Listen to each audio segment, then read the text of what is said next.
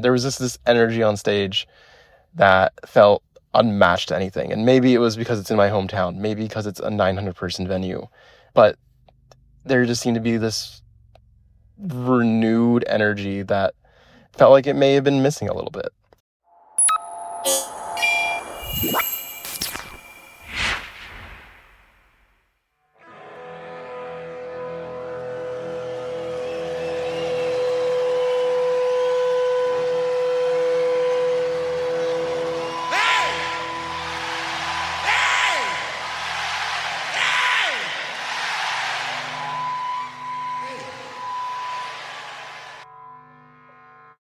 Welcome back to Foo's Files, the podcast for fans of the Foo Fighters. Wow, the boys are back and they've done it in some style. Not one, but two surprise pop-up shows over the past few days in California, and it's fair to say the Foo community is buzzing. There's lots to unpack in this episode. I'm actually on holiday celebrating a big birthday, but I've had to hit the emergency episode button because so much has happened over the last few days, and quickly too, with the two shows at Fremont Theatre in San Luis Obispo, and then the Observatory in Orange County too. And it sounds like there's more to come. Rumour has it that Washington, D.C. is going to be next later this week. So, how did we get here? Well, they've been teasing us, haven't they? And we got the announcement late last week about the Fremont Theatre gig, so people were scrambling to get in line and snap up the 900 available tickets at short notice. And what a comeback it proved to be. I woke up just before 7 a.m. here in the UK on Sunday morning, so the gig was still going on. Like a lot of people, I managed to jump onto Karen Fuzi's live stream. Probably caught the last 30 minutes or so, but got to see Alone and Easy Target, Low and Exhausted, which were amazing, and then worked backwards really through the set list. And it was just deep cut after deep cut. I mean, the set list, as a lot of people said, was just brilliant. Have It All was played for the first time since 2015. White Limo got an outing. Winnebago, which is probably the deepest of deep cuts, which again was fantastic. Of course, it was Ilan Rubin's debut behind the kit too, and he just seemed to slot in brilliantly. He was doing backing vocals as well as absolutely smashing it behind the kit. And they just seemed so revitalised as a band, didn't they? Not just with the music, but the way they went about this whole gig and announcement. It's the playful, self-deprecating version of the Foo Fighters, which I think so many of us have missed. You could see that with the posters, which said, "Nobody hates us more than our fans." Then you had the wristbands too, which said, "Playing all the old songs because you like them better." So the whole thing was just a nice mix of paying homage to the 30th anniversary, but also ushering in a new era of the Foo Fighters. There was one notable omission. We all thought we might get a live debut of Today's Song. That was absent from the set, but maybe we'll get it on the forthcoming Asia tour. Now, we're going to hear shortly from David Bratcher, a Foo Fighters fan from San Luis Obispo, who was lucky enough to get tickets for the show on Saturday. But before we do, I just wanted to read out a few messages. Firstly, it's worth reading out what Ilan Rubin himself posted.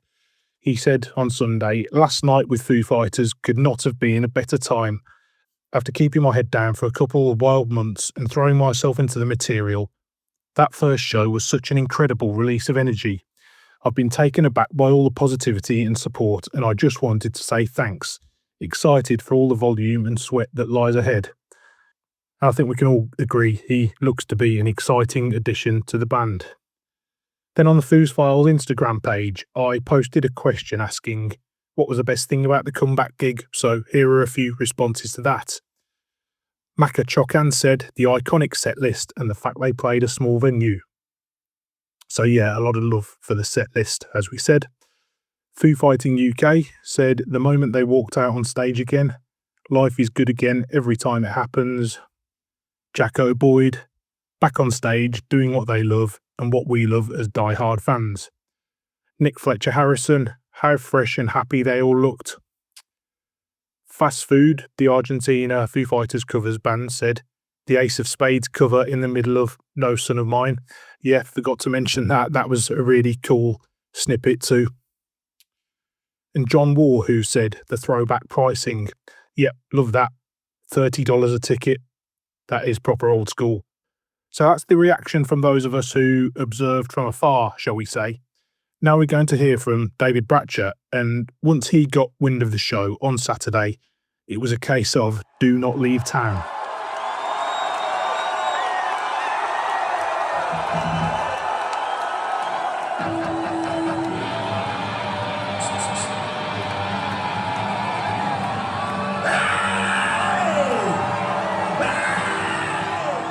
Hey there, Dan, and the Foo Files podcast. My name is David. I am from San Luis Obispo, California, and you might know me now as David with the pink hair from the new Foo Fighters Substack, but I was at this show this Saturday in San Luis Obispo. So kind of, I guess, diving into it, this goes back, at this point, nearly a week, with that first post that the Foos put out, showing that crazy Dave Weird Al morph and the Cal Poly campus, the actual bathroom where, Weird Al recorded his song. And I am an alumnus of Cal Poly. I went there. I've been living in SLO for 10 years now. And, having the Foos come to SLO has always been a dream. So when I saw that post the other day, things started kind of floating around my head, and just knowing that they're going to be on the road soon. They were going to go to Japan and Indonesia and Mexico. It was something that was like, like something's happening, and I don't know what. Strange. Maybe, Weird Al's going to be in Ohio soon. Maybe Dave is going to join Weird Al on stage and kind of be those Ohio brothers. But a couple days pass. I'm still kind of thinking over it. I have a busy weekend coming up. I'm supposed to go out of town, have a bunch of work meetings and family. And then Thursday morning, I start hearing some speculation. I'll be very honest. It was Thursday morning, I started hearing some speculation. I'm not buying much into it until something actually happens.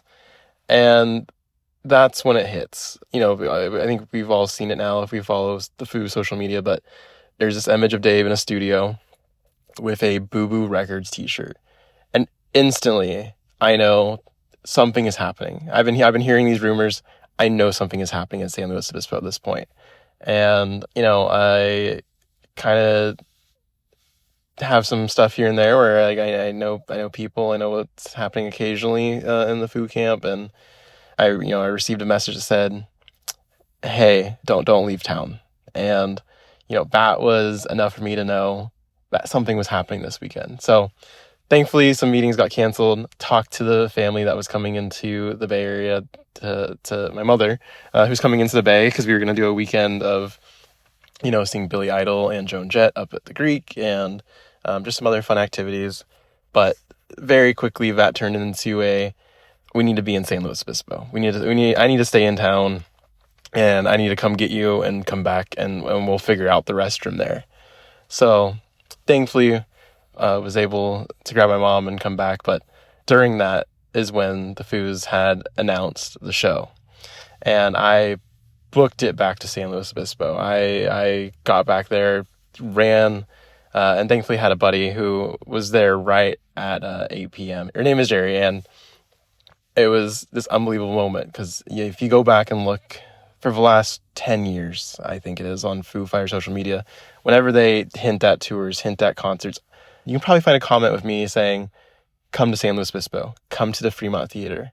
And I don't want to say that I willed this show, but it definitely feels like it's very close to me and just my heart and what I love about the Foo Fighters and what I love about Fremont Theater and what I love about San Luis Obispo. So, when it happened, I about lost my mind.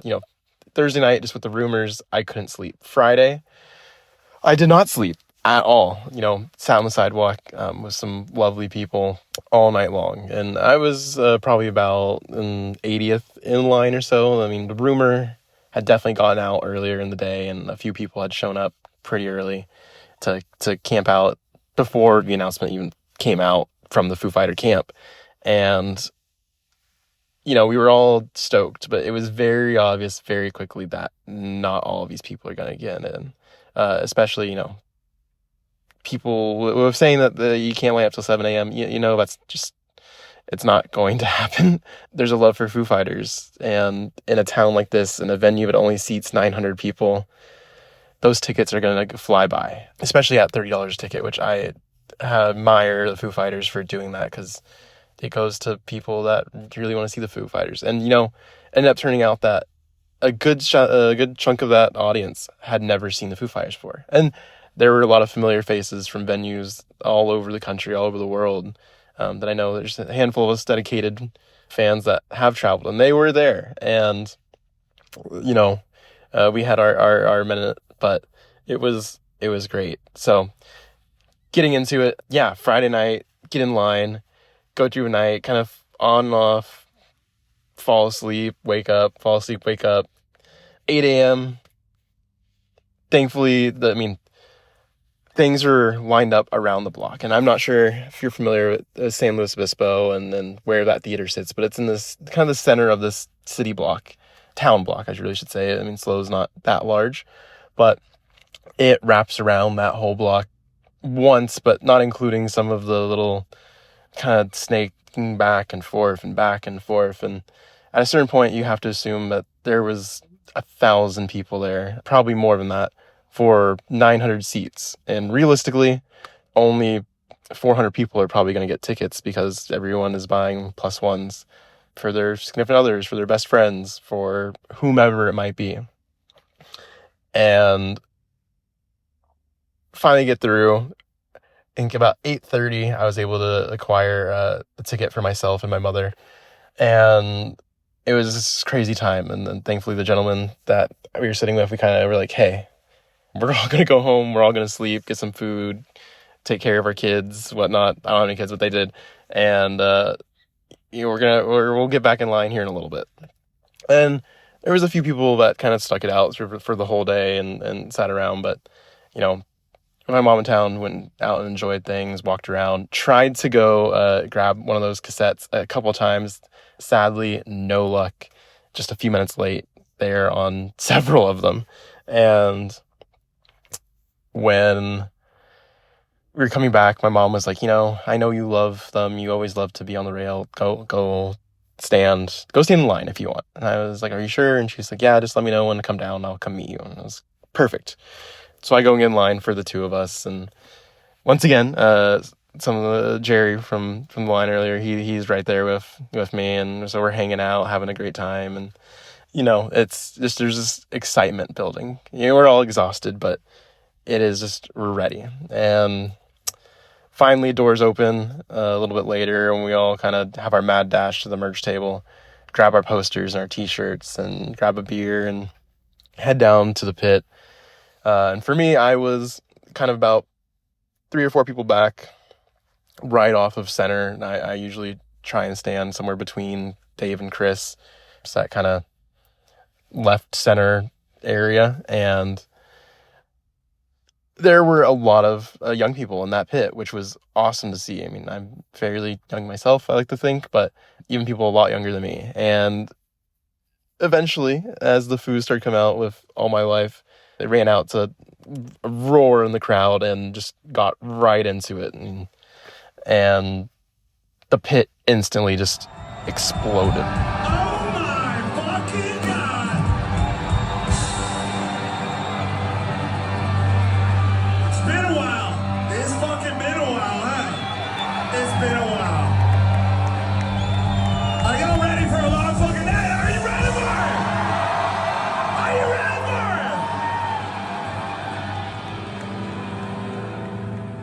There was no chance that any of us were going to make it out without a couple of bumps and bruises.